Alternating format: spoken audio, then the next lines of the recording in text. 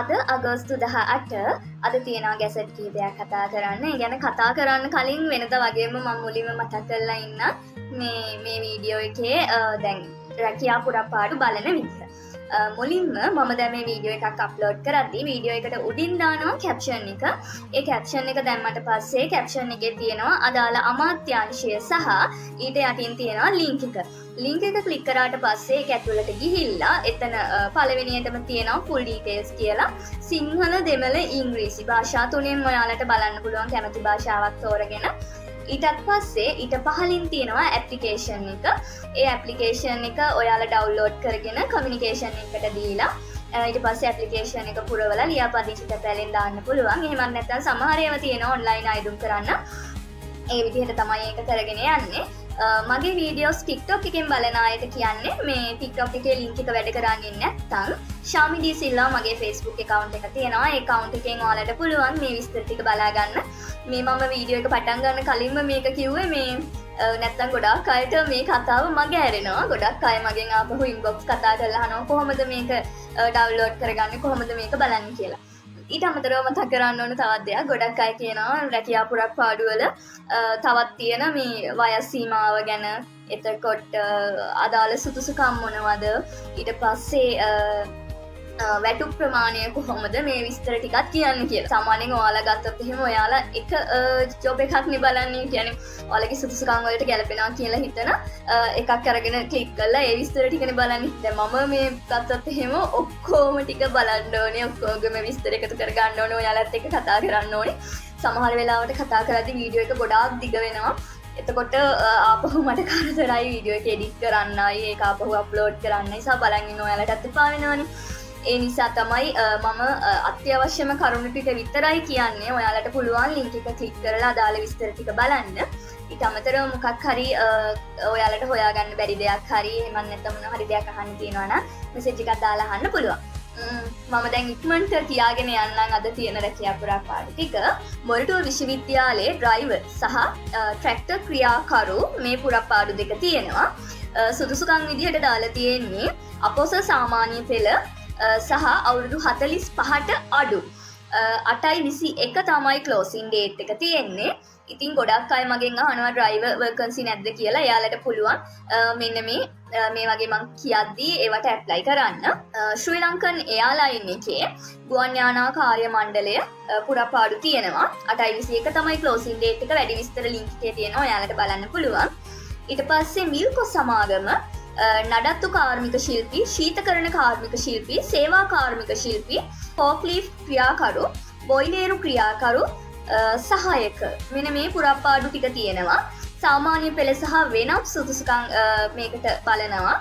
Link එකෙන් ඔයාලට ගිහිල්ලා බලන්න පුළුවන් මොනවද අවශ්‍ය සුදුසුකම් කියලා. 8/28 තමයි ක්ලෝසින් ඩේට් එක. ශ්‍රී ලංකා වෛද්‍ය සභාවේ මැනේජ්මන්ට් ඇසිස්ටන්ට් තනතුර තියෙනවා. උසස් පෙළ තමයි සුදුසුකම් විදිහට දක්වලා තියෙන්නේ.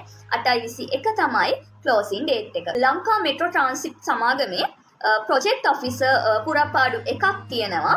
ප්‍රොජෙක්ට් මැනේජර් පුරපාඩු දෙකක් තියෙනවා. අදාළ සුදුසුකම් ඔයාලට ලින්ක් එක ක්ලික් කරලා බලන්න පුළුවන්. ඔන්ලයින් තමයි ඇප්ලයි කරන්න තියෙන්නේ මේකට. ඇප්ලිකේෂන් එකත් මෙතනම තියෙනවා ලින්ක් එකේ, ඒක බලන්න. 8/20 තමයි ක්ලෝසින් ඩේට් එක. ඊට පස්සේ දේශීය ආදායම් සේවයේ 3 ශ්‍රේණියට බඳවා ගැනීමේ විවෘත තරඟ විභාගය පුරපාඩු 200ක් තියෙනවා. ලංකාව පුරාම 8/30 තමයි ක්ලෝසින් ඩේට් එක. සමාජ සේවා දෙපාර්තමේන්තුවේ කතන චිකිත්සක තනතුර තියෙනවා. 8/30 තමයි ක්ලෝසින් ඩේට් එක. ලංකා මෙට්‍රෝ ට්‍රාන්ස්පෝර්ට් සමාගමේ බස් ඩ්‍රයිවර් සහ කන්ඩක්ටර් රිය සහායක තනතුරු දෙකම තියෙනවා පුරපාඩු. සාමාන්‍ය පෙළ තමයි සුදුසුකම් විදිහට දක්වලා තියෙන්නේ. 8/31 තමයි ක්ලෝසින් ඩේට් එක. මාලදිවයින මහ කොමසාරිස් කාර්යාලයේ කම්කරු සහ කාර්යාල සේවක මේ පුරපාඩු තියෙනවා. සාමාන්‍ය පෙළ සහ උසස් පෙළ තමයි අවම සුදුසුකම් විදිහට දක්වලා තියෙන්නේ. 8/25 තමයි ක්ලෝසින් ඩේට් එක. මීට අමතරව පරිසර අමාත්‍යාංශයෙන් තරගයක් සංවිධානය කරලා තියෙනවා.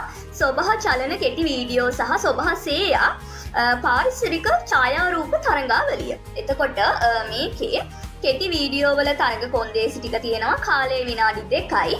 පරිසර දූෂණය, දේශගුණික විපර්යාස, පාරිසරික සිද්ධි, ජෛව විවිධත්වය මේ වගේ මාතෘකාවලින් ඔයාලට මේ වීඩියෝ එක නිර්මාණය කරන්න පුළුවන්. මේක ප්‍රබන්ධ, වාර්තාමය, සජීවීකරණ මේ මාතෘකාව ඔස්සේ නිර්මාණය කරන්න පුළුවන්. සහ සිංහල, දෙමළ, ඉංග්‍රීසි භාෂා තුනින්ම මේ වීඩියෝ එක නිර්මාණය කරන්න පුළුවන්. විශේෂයෙන්ම දෙමළ භාෂාවෙන් මේ වීඩියෝ එක නිර්මාණය කරනවා නම් අනිවාර්යයෙන්ම ඉංග්‍රීසි උපසිරස දක්වන්න කියලා දාලා තියෙනවා. ඊට පස්සේ සොබහසේයා පාරිසරික ඡායාරූප තරඟාවලිය ගැන කතා කළොත් ලංකාව තුල පමණක් ගත්ත ඡායාරූප තමයි අනිවාර්යයෙන් මේකට දාන්න ඕනේ. තරඟකරුවෙක්ට උපරිම ඡායාරූප 3ක් ඇතුළත් කරන්න පුළුවන් තරඟය සඳහා පික්සල් 2000ක් විය යුතුයි අවම වශයෙන් ඡායාරූපය. මෙන්න මේ විදිහට තමයි මේ තරගය ගැන විස්තර දක්වලා තියෙන්නේ. ඉතින් මේකේ ලින්ක් එකත් මම මේ වීඩියෝ එකටම ඇටච් කරනවා, කැප්ෂන් එකේ යටින්ම දානවා. ඔයාලට බලලා මේ තරගයට ඇප්ලයි කරන්න පුළුවන්. ඉතින් ඒකත් හොඳ අවස්ථාවක් දක්ෂයන්ට තමන්ගේ දක්ෂතාව පෙන්වන්න. ඉතින් අද දවසේ මේ ටික තමයි කතා කරන්න තියෙන්නේ. ආය අලුතෙන් ජොබ් ගැසට් අනිවාර්යෙන්ම දැනගත්තොත් මම ඔයාලට කියන්න. ඔයාලා පුළුවන් විදිහට ඒවට ඇප්ලයි කරන්න සුදුසුකම් අනුව. ඇත්තටම මට මේ වෙලාවක් තියෙන වෙලාවේ තමයි ටග් ගාලා වීඩියෝ එක කරලා දාන්නේ. සහ ජොබ් හොයන්න වෙලාවක් යනවා, සෑහෙන ඒවා කියවන්න ඕනේ, බලන්න ඕනේ සුදුසුකම් මොනවද කියලා. ඒ විස්තර ටික මම වෙනම කොලේක ලියා ගන්න ඕනේ වීඩියෝ එකට පහසු වෙන විදිහට. ඊට පස්සේ වීඩියෝ එක එඩිට් කරන්න ඕනේ, ආය මේ අප්ලෝඩ් කරන්න ඕනේ. වගේ ලොකු වැඩ ගොඩක් එක්ක තමයි මේක කරන්නේ. ඒකම මම අනිවාර්යෙන් දවස් දෙකක් ඉස්සරහට තියෙන වලකස් තමයි කතා කරන්නේ. මොකද නැත්තම් ඔයාලට ඇප්ලයි කරන්නත් කාලේ නැහැනේ. ඉතින් මට පුළුවන් උපරිමයෙන්ම මම කරන්නේ අනිවාර්යෙන්ම ඔයාලගේ ජීවිතත් සාර්ථක කරගන්න ඕනි හින්දා, එකෙක් හරි ගොඩ යන්න ඕනි හින්දා. ඉතින් ඔයාලා වගේම මාත් මේවට ඇප්ලයි කරනවා. අපි බලමු ඉස්සරහට හොඳ දෙයක් වෙයි කියලා. එහෙනම් ඉතින් හැමෝටම ගොඩාක් ස්තුතියි මගේ වීඩියෝ බලනවා සහ කමෙන්ට් කරනවා. ඒ අයට නැවතත් තවත් ස්තුති කරනවා. හැමෝටම වෙනදා වගේම කියන්න තියෙන්නේ ජය වේවා.